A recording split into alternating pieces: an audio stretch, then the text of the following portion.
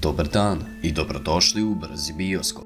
Danas ćemo pogledati jedan akcioni triler pod nazivom Umiremo mladi. Udobno se smestite jer krećemo. Film počinje sa Lukasom koji prolazi kroz grad i komšilu. Zbog povećanog kriminala, stanovnici su jako uznemireni. Bande kontrolišu područje i saznajemo da Lukas radi za jednog od najvećih gangstera u gradu kao diler. On raznosi paketiće svojim biciklom nakon što ih uzme od Jestera, za kojeg se smatra da je desna ruka vođe bande. Lukas govori mušterijama da niko ne može pričati sa njim i da samo mogu to uraditi preko Jestera. Za razliku od ostalih, Lukas ga može videti bilo kada. Vođa bande je čovek po imenu Rincon, koji je poznat kao nemilosrdna osoba koja nema problema da ubije nekoga ako naiđe problem. Jednom je uhvatio čoveka koji ga je pokušao prevariti i naredio je da ga eliminiš. Lukas kao po običaju vozi svoj bicikl po mestu, dostavljajući pakete ljudima. On dođe do čoveka po imenu Daniel, koji kupuje paketiće zato što je on stari ratni veteran. Zbog njegovih trauma, on uporno pokušava da olakša svoju depresiju. Ne samo što ima traume, nego je izgubio sposobnost komunikacije rečima, tako da koristi telefon da priča sa Lukasom. Čim dobije svoje paketiće, on savetuje Lukasa da se okani posla sa bandom i da počne živeti normalno. Lukas naravno ignoriše njegove savete.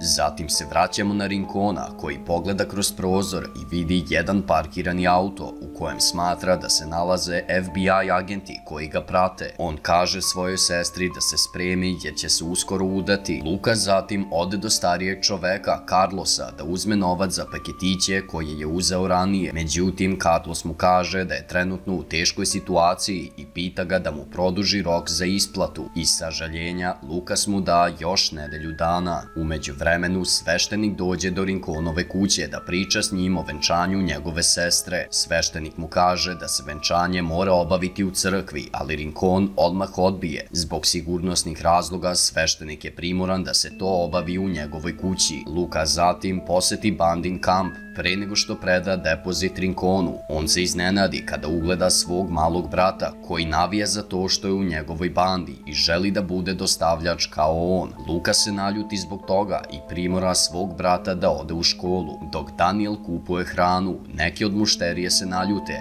jer zbog njegove nemogućnosti da priča oni dugo čekaju. Neki od gangstera ne mogu sačekati da Daniel obavi svoje, stoga mu počnu pretiti, iako je trenirani vojnik. Daniel pokuša da se smiri i da ne napravi problem. On zatim ode odatle u jednu uličicu. Tamo on izvadi svoj magični paketić koji mu je Lukas doneo da se smiri. Neki od gangstera primete šta radi, stoga odluče da ga opljačkaju, ali ih tada on pretuče jer mu konačno prekipi. Rincon pripremi venčanje za svoju sestru i kada porodica njenog muža dođe, svi se uznemire zbog njegove reputacije. Lukas dođe da mu preda novac od prodaja. Vidimo da ga Lukas smatra za deo svoje porodice. Tokom razgovora saznajemo da je Lukasov stariji brat bio u specijalnim jedinicama i da je poginuo dok je spašavao Lukasa. Rincon mu zatim preda dva posebna paketa i kaže mu da ih dostavi nekome ko će ga čekati kod pumpe. Rincon mu nagovesti da obavi to što je pre moguće jer mora na venčanje. Odjednom,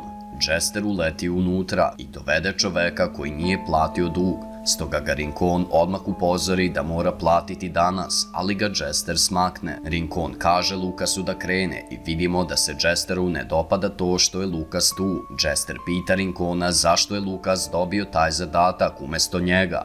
Rincon odgovori da ih FBI prati i da ne želi da bude uhapšen, pa je zato poslao Lukasa. Baš pre nego što Lukas dostavi paket, on primeti kako gangsteri tuku njegovog mlađeg brata. To je tradicija koja čeka bilo koga ko želi da postane deo njihove bande. Lukas pokuša da ih zaustavi govoreći im da je Rincon rekao da prestanu sa tim, ali neuspešno. Nakon toga on ode sa svojim bratom do škole pa do kuće gde slučajno ispusti jedan paket. Međutim, kada izađu napolje, Jester i nekoliko gangstera dođu jer su besni zato što nije postupio po naređenju. Oni žele da ga odvedu u Rinconovu kuću, ali Lukas pobegne zajedno sa svojim bratom.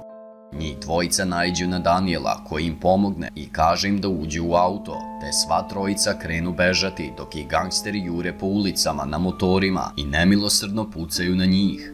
U međuvremenu, Rincon je na venčanju svoje sestre i saznajemo da je Lucas izgubio još jedan paket u Danielovom autu koji se zapalio.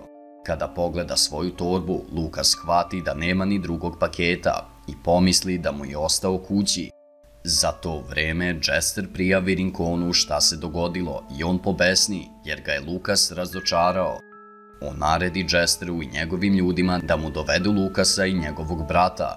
Daniel savjetuje Lucasa da napusti grad, ali on odbije te ode kući da pokupi drugi paket. On planira da ga dostavi da bi obavio svoj zadatak koji mu je Rincon dao. Uskoro drugi vođa bande, Spider, pita Rincona za paket koji mu je Lucas trebao dostaviti. Lucas stigne kući i odmah uzme paket koji je ispod kreveta te ode odatle sa svojim bratom. Nažalost, njegovi prijatelji ga izdaju i predaju ga Jesteru koji ih odvede do Rincona. S druge strane, Daniel se šokira kada sazna da su Jester i ostali gangsteri pretukli njegovog tasta. On odluči da se osveti i da spasi Lucasa i njegovog brata. Kada stigne do Rinconove kuće, on je primoran da se suoči sa dva bandita koji ga napadnu i uzme jednog za taoca.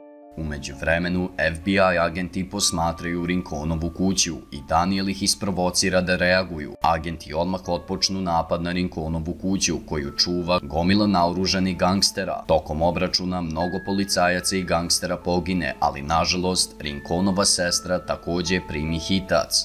Daniel isto biva ranjen u nogu dok pokušava spasiti Lucasa i njegovog brata. Kada izađu napolje i krenu bežati, tada se Rincon pojavi i zaustavi Jestera koji je hteo da ih upuca. On kaže Lucasu da ga je mnogo razočarao i uperi oružje u njega, ali ne može naterati sebe da zapuca, stoga im kaže da odmah odu. Jester se naljuti i saznajemo da je sve vreme hteo preuzeti Rinconov posao, zato što je oduvek bio ljubomoran na njega i želeo je svo bogatstvo za sebe. U momentu kada Rincon okrene leđa, Jester mu smesti jedno olovo u njegovu glavu, pred Lucasom, Danielom i njegovim bratom. Baš kada se pripremi da upuca Daniela, Daniel mu ponudi ogromnu svotu novca. Međutim, ispada da novca uopšte nema i kada Jester priđe bliže s namerom da upuca Daniela, neko upuca njega, zbog čega on premine. Saznajemo da je to uradio Lucasov prijatelj koji ga je bio izdao i predao ga je Jesteru i njegovim ljudima. U sledećoj sceni Lucas i njegov brat odlaze iz grada vozom. Na kraju filma, dok su u vozu, kada Lucas pogleda u svoj džep, on pronađe ogromnu količinu novca koji mu je Daniel ostavio da može otpočeti novi život sa svojim bratom u totalno drugom gradu. To bi bilo to za ovaj film. Nadamo se da ste uživali, komentarišite šta mislite o njemu, a mi se vidimo u sledećem klipu.